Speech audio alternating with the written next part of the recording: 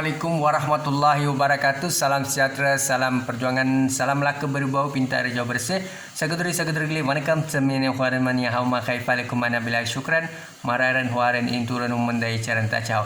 Tuan-tuan dan perempuan, saya Muhammad Anwar Fahmi Haridas bin Abdullah selaku Presiden Pertubuhan Masyarakat Sivil Melaka tampil lestari menjunjung tinggi Perlembagaan Persekutuan Artikel 5 to 19 Freedom of Speech at any really choose your own school of thought wise out. Saudara, kita menghormati Akta Polis 1967, kita menjunjung tinggi kedaulatan Duli Amah Mulia Tuanku Sultan Raja-Raja Melayu. Seterusnya, kita bukan negara authoritarian, totalitarian, rejim military komunis.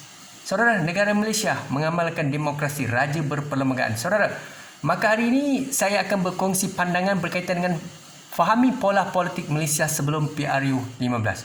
Suka tidak suka, hari ini kita dapati kerajaan baru telah dibentuk. Jadi kun fayakun, itulah dia hakikat realiti politik Malaysia.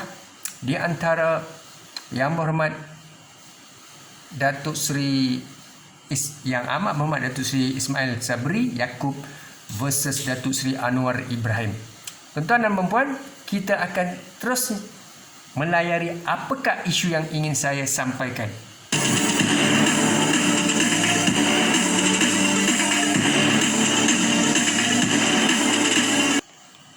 Baik, kita lihat apa itu politik. Saudara dan saudari, politik adalah berkaitan dengan power, order, justice, kuasa, arahan, keadilan. Semua parti politik, tidak kiralah Barisan Nasional maupun Pakatan Harapan, mereka mahukan kuasa untuk memimpin. Dan daripada kuasa itu, mereka akan mengeluarkan arahan. Kerajaan Persekutuan dan Kerajaan Negeri, mereka boleh melakukan apa sahaja mereka mahu. Dan seterusnya, keadilan adalah memberi keadilan atau menjaga kebajikan rakyat akar umbi. Maka setiap pemimpin, baik dalam UMNO, DAP, MCA, Amanah, PKR, GPS, Warisan, Pejuang, Muda, siapa saja, mereka mempunyai mindset iaitu mahu memiliki kuasa. Masing-masing mahukan kuasa. Dengan kuasa, manusia, khususnya pemimpin dan parti politik, mereka boleh lakukan apa sahaja mereka mahu. Kita manusia biasa, kita juga mahukan kuasa, tetapi peringkat kita. Begitu juga mereka dalam politik, bertahun-tahun, berdekad-dekad, mereka berkuasa, mengeluarkan arahan, suka hati mereka, dan juga mereka juga memberikan keadilan kepada pengundi kerana mengundi mereka proksi politik pelobi yang mengangkat mereka.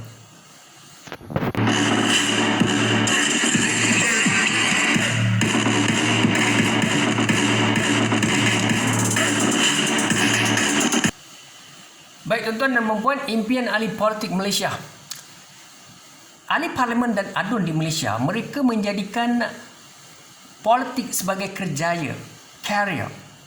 Bertahun-tahun Tun Dr. Mahathir, Datuk Seri Anwar, Lee Kim Siang, Ling Guang Eng, YB Ismail Sabri, Datuk Najib, Datuk Zaid Amidi, ramai lagi pemimpin, hampir 30 tahun, 25 tahun atau 15 tahun mereka bekerjaya dalam politik. Seperti kita bekerja sebagai, mungkin bekerja dalam sektor awam, penjawat awam di kilang maupun JLC's company, maupun kita bekerja di mana-mana lapangan, berniaga dan sebagainya.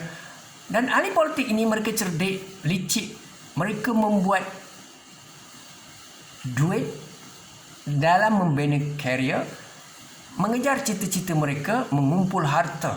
Saudara, gaji mereka 100,000 sebahagiannya. Segelintir daripada mereka seperti Menteri Kewangan, gajinya 90,000. Begitu juga jemaah menteri, adun mungkin 40-30,000, belum masuk lagi himbuhan-himbuhan lain. Maka setiap tahun mereka mahu memastikan kerusi mereka di peringkat DUN dan Parlimen jangan tergugat, jangan digugat. Seterusnya, pengaruh. Mereka mahukan pengaruh, pengiktirafan, dihormati. Mereka sentiasa diberi perhatian. Mereka sentiasa di hadapan. Mereka mendapat pelbagai kemudahan dengan pengaruh yang ada, kedudukan mereka.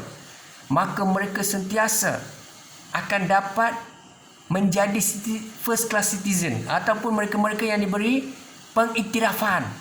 Kerana mereka pemimpin. Bagaimana rakyat, saudara? 33 juta rakyat. Bagaimana rakyat akan rumbi, saudara? Menyokong. Baik, seterusnya, jaminan kerusi DUN dan Parlimen.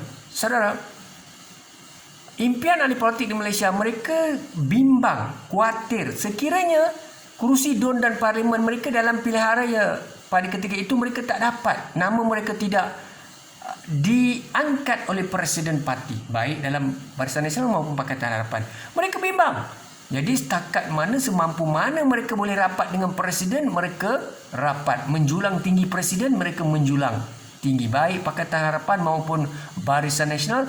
Begitulah kelakuan tabi perlakuan ahli politik. Senario politik, impian ahli politik Malaysia adalah menjadikan politik as a career to remain sustain their position, and they want to make sure that they can do whatever things that they want to do. Is all about the use of political ideology convince the voter to support them. This is all about how do these people try to make sure that they will fulfill their ambitions. It could be their aim and target. It's all about politics.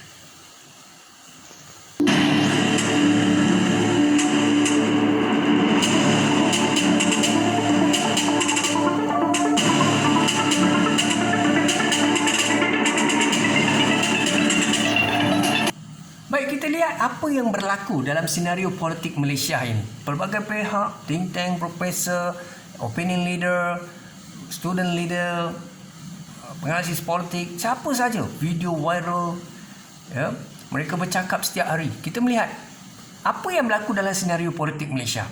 Saudara, kita melihat prinsip Barisan Nasional itu adalah parti induk. Mereka tidak mahu Anwar and DAP. No Anwar, no DAP. Ini ungkapan dalam PAU, Perhimpunan Agung UMNO. Baik, Presiden Parti melaungkan perkara ini. Mereka tidak boleh terima ideologi Pakatan Harapan, khususnya DAP. Mereka seringkali memainkan isu ini. Akhirnya Barisan Nasional berjaya, khususnya UMNO, untuk mempengaruhi pengundi-pengundi, khususnya pengundi Melayu Bumi Putera. Saudara, ini realiti yang semua orang tahu di Malaysia. Maka Pakatan Harapan dan Datuk Seri Anwar, termasuk DAP, sangat sukar untuk mempengaruhi pengundi Melayu. Sekarang ini di Malaysia, pengundi India 45% menyokong Anwar Ibrahim. Begitu juga pengundi Cina 40%. Hanya 15% menyokong Datuk Seri Anwar. Ini memberikan kegusaran dan Pakatan sangat sukar untuk menguasai ataupun mendapat majoriti di Parlimen. Kerana tidak ada sokongan daripada Sarawak GPS. Begitu juga warisan main tarik tali. Sangat sukar di Sabah. Saudara, apabila BN kata no Anwar, no DAP, apa kata PH? PH pula kata mereka tidak mahu kleptokrat, perasuah, pemimpin-pemimpin korup, salah guna kuasa, memiliki skandal, kluster mahkamah. Jadi siapa yang dapat keuntungan? Maka parti atau calon atau wakil rakyat bebas, Bersatu PAS dan parti serpihan berpaut dalam krisis antara BN dan Pakatan. Saudara nampak tak apa yang berlaku di Malaysia? Maknanya apabila Pakatan Harapan dan Barisan Nasional konflik antara mereka, ya Pakatan dengan integritinya, Barisan dengan agenda hanya masing-masing mahu kedudukan dan kuasa untuk mencapai hasrat masing-masing. BN ada cita-cita dia, mahukan kuasa. Apa mereka nak buat? Tuan-tuan fikir sendiri. Begitu juga Pakatan Harapan. Mereka mahu kuasa kedudukan. Apa mereka mereka nak lakukan? Tuan-tuan fikir sendiri. Baik, kita lihat parti serpihan ni. Parti-parti yang berpaut di ranting yang rapuh. Siapa dia? Bersatu PAS. Ini belum pilihan raya, bolehlah mereka buat begitu, tuan-tuan. Tapi kalau pilihan raya PR15, adakah rakyat akan mengundi parti-parti yang berpaut-paut ini? Sangat sukar, ya. Calon-calon bebas lompat parti sangat sukar, ya. Baik, kita akan terus melayari perbincanganmu.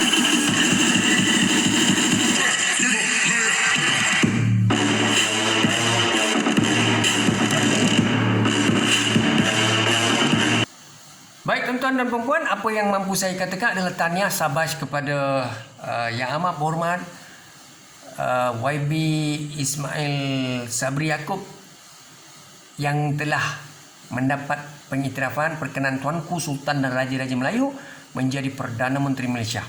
Saya yakin dan percaya ini adalah satu takdir kun fayakun.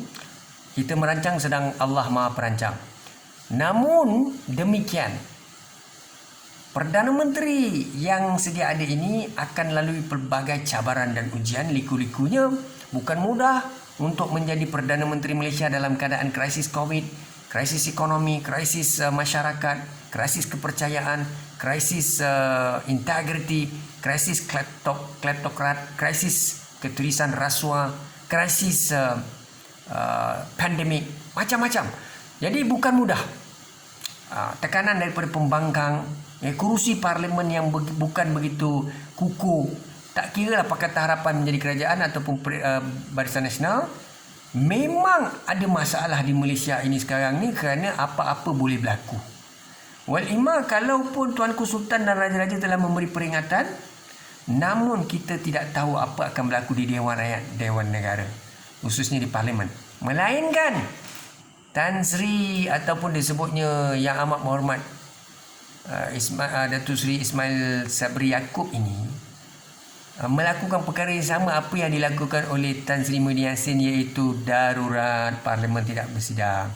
Jadi apabila Parlimen tidak bersidang, maka ahli Parlimen Pakatan Harapan tidak boleh buat apa-apa mengganggu gugat Barisan Nasional. Jadi kalau itulah melodinya, maka akan berlaku peristiwa yang sama, nasib yang sama. Baik, bagi saya teruskan perjuangan, fikir biar matang dan jangan selfie dan jangan fokus perkara-perkara remeh. Fokus perkara-perkara penting, bentuk jemaah menteri yang berintegriti, berkualiti, intelektual, berkarisma. Jangan terpalit dengan kleptokrat, rasuah dan sebagainya. Maka kalau boleh gabungkanlah pembangkang, terpulanglah fikir di luar kotak pemikiran biasa. Kerana kalaulah apa-apa berlaku dalam 2 tahun dan khususnya menguruskan kerajaan, negara dan menguruskan krisis COVID dan ekonomi, sekiranya tidak melibatkan Datuk Seri Anwar atau pembangkang, kesannya kepada Yang Berhormat Perdana Menteri Barisan Nasional ini, rakyat akan tolak bulat-bulat, rakyat akan cemu, menghina, kerajaan gagal kali kedua, maka macam-macam fitnah atau macam-macam tekanan akan diberikan, dan pada PRU 15 maka UMNO dan BM makin hilang kerusi sebab tidak melibatkan Datuk Seri Anwar dan juga Pakatan Harapan. Tapi kalau libatkan Datuk Seri Anwar dan Pakatan Harapan, berlaku juga krisis tidak dapat ditangani dengan baik, maka rakyat tidaklah menyalahkan UMNO dan BN 100%. Jadi fikir-fikirkanlah Yang Amat Berhormat Datuk Seri Ismail Sabri Yaakob, ya, kita doakan.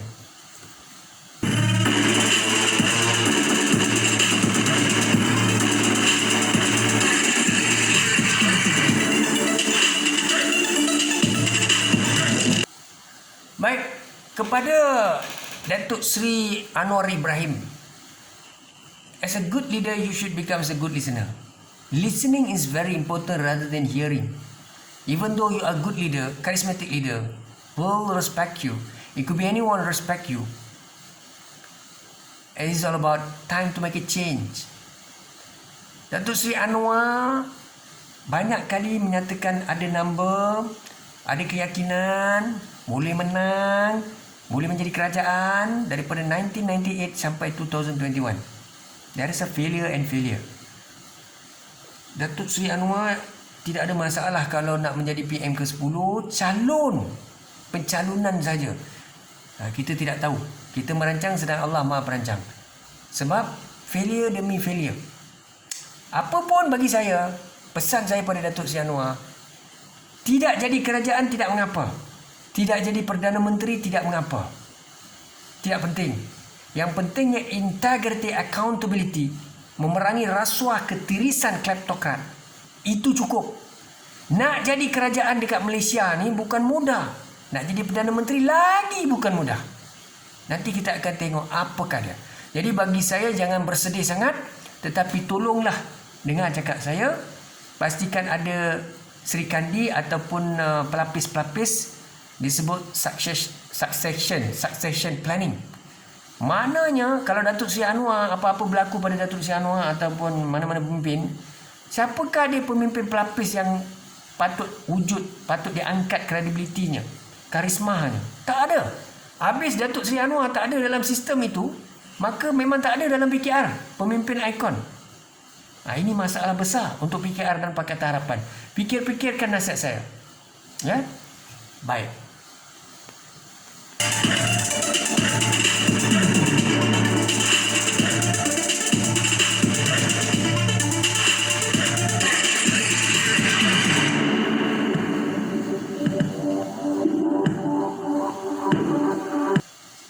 Baik, tips kemenangan PRU15.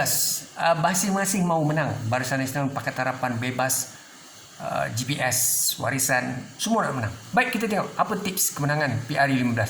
Walaupun tuan-tuan senior dalam politik, lebih lama, lebih tahu, tidak mau mendengar pandangan think tank ataupun pandangan akar umbi rakyat, tak apa.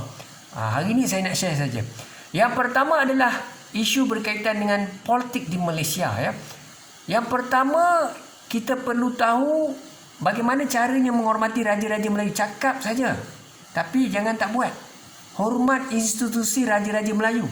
Apabila sultan dan raja tidak dihormati atau sentiasa memperlekeh, mencabar, menggalakkan rakyat attack the king, akhirnya apa akan berlaku? Tuanku, beberapa sultan akan murka. Tidak senang dengan parti politik dan ideologi. Akhirnya dalam perbincangan apa berlaku? Kita tahu video viral baru ni apa sudah berlaku.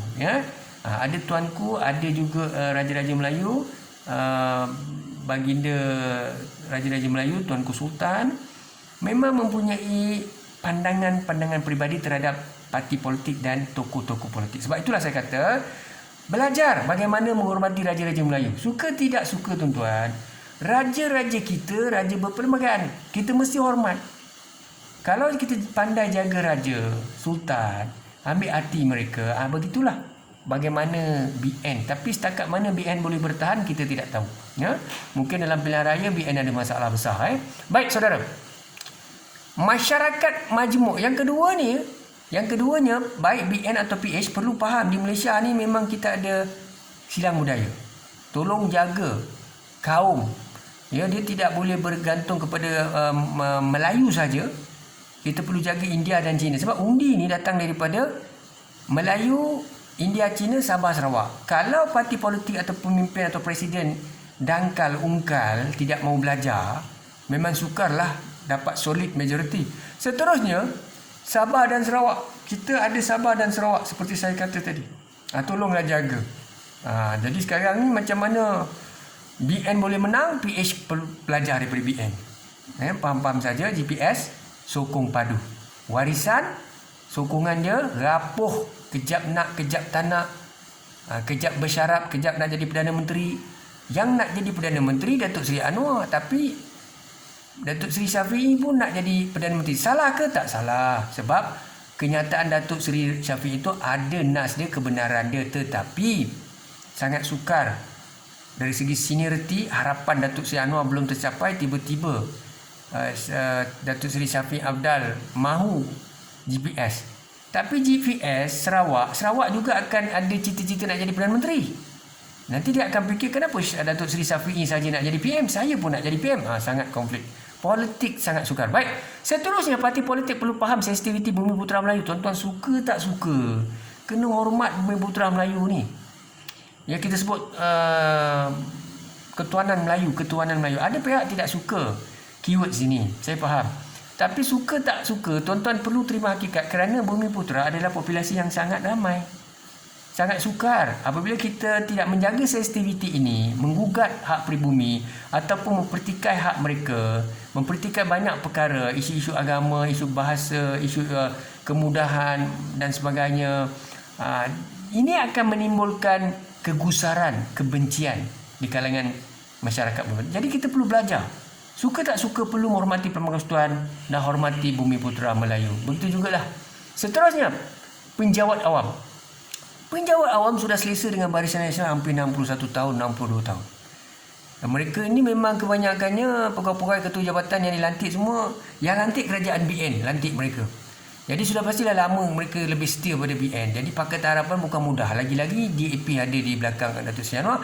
Ini perkara-perkara yang ditoma, disampaikan, difitnah. Akhirnya masyarakat ataupun penjawat awam gusar, takut apabila menteri-menteri, jemaah menteri dikuasai oleh pemimpin DAP. Sebab DAP dianggap sebagai ancaman. Sebab itu tertanam ideologinya begitu. Asutan dan sebagainya. Tapi apa pun, saya sebut bagaimana kita perlu memenangi hati penjawat awam. Jangan keluarkan statement nak kecilkan jumlah penjawat awam.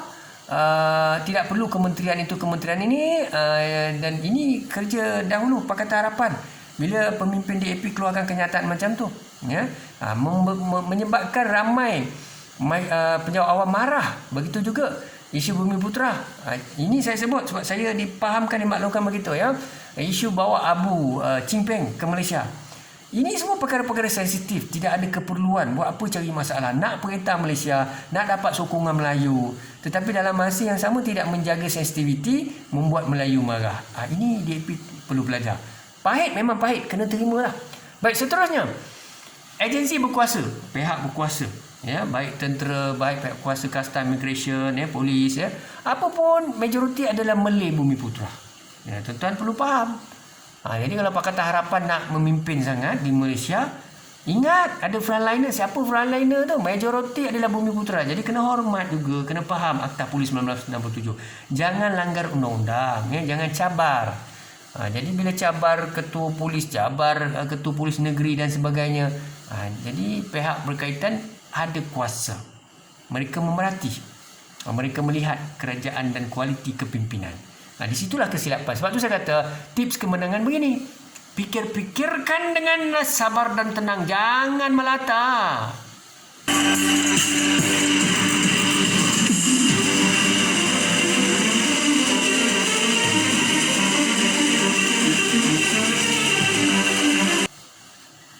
Baik, kita tengok faktor kekalahan pada PRU15. Apa akan berlaku pada PRU15? Baik Pakatan Harapan atau Barisan Nasional ungkal, degil, tidak mahu dengar, rasa terlalu lama jadi pemimpin, lebih tahu, lebih bijak. Baik, kalau siapa nak dengar, dengarlah.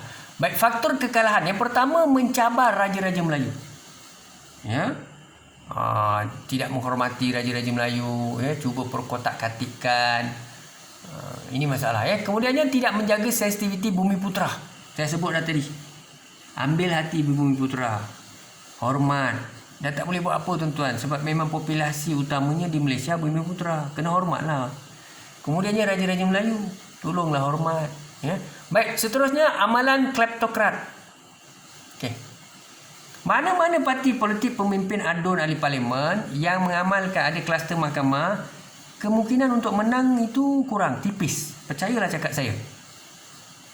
Melainkan rakyat tidak ada integriti dan accountability. Pengundi tidak ada prinsip maruah integriti. Pengundi sokong saja pemimpin kleptokrat ataupun pemimpin kluster mahkamah ataupun mana-manalah, baik dalam Pakatan Harapan ataupun Barisan Nasional. Mana yang korup, pemimpin adun dan ahli parlimen perlu ditolak. Kalau faktor kekalahannya maknanya kita ada masalah rasuah, salah guna kuasa, rakyat akan ingat. Tak boleh nak lari, mereka tak lupa. Baik, seterusnya, lompat parti. Pemimpin yang lompat parti, tunggu, ya, tunggu dan lihat. Dengar cakap saya, tunggu dan lihat. Apa akan berlaku kepada YB ni, ya? Saya percaya dan yakin akan kalah pilihan raya. Yang mana lompat-lompat ni semua rakyat akan pendam aja, ya. Sampai masa nampak muka dia takkan bangga lagi. Ini je lah penggal. Yang mana yang ada lompat-lompat ni, okeylah, ya. Nikmatilah apa saja kelebihan yang ada sekarang ni. Mungkin lepas 2 tahun ni dah tak ada harapan, ya. Baik, seterusnya. Tidak berkarisma dan intelektual. Jadi rakyat sekarang, pengundi sekarang, mereka dah celik. Mereka mahu pemimpin-pemimpin baik dalam BN atau Pakatan Harapan yang ada education, ya, yang profesional, intelektual, ada blueprint, ada karisma, dasar warsa, integrity, accountability. Seterusnya, gagal tangani krisis COVID-19 dan ekonomi COVID-19. Baik saudara, sekarang ni sebab itu saya kata dengan Yang Amat Berhormat Datuk Seri Ismail Sabri, tolong libatkan Datuk Seri Anwar dan Pakatan Harapan. Kalaulah mereka tidak mahu terlibat dalam kerajaan Yang Amat Berhormat Datuk Seri, masalah besar. Percaya cakap saya. Jangan hanya dengan cakap PAS, dengan cakap Bersatu, dengan cakap UMNO tak boleh Datuk Seri. Dengar juga cakap saya. Percayalah cakap saya ni. Kalau tak libatkan Pakatan Harapan, apa-apa berlaku besok, memang rakyat akan tolak terus. Sebab mereka akan kata Perikatan Nasional kerajaan gagal. Kemudiannya kerajaan yang Amat Berhormat Datuk Seri Ismail Sabri Yaakob kerajaan gagal, BN UMNO gagal, lagi teruk. Jadi itulah nasihat saya. Baik, kita teruskan lagi perbincangan pada malam ini.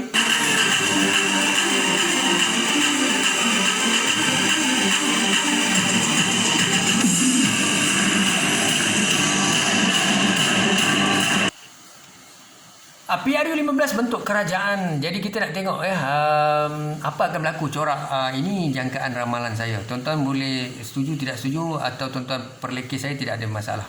Tapi apa pun saya beritahu apa yang saya melihat observation, sebab PRU 14 saya memang dah buat satu research. The implementation of GST will decrease BN support, dan juga kes One Malaysia Dana memang betul lah BN tumbang, walaupun saya dilihat anti kepada BN, tapi tak apalah ya. Baik, PH tidak ada majoriti mudah atau besar. Percaya dekat saya, memang takkan ada lah.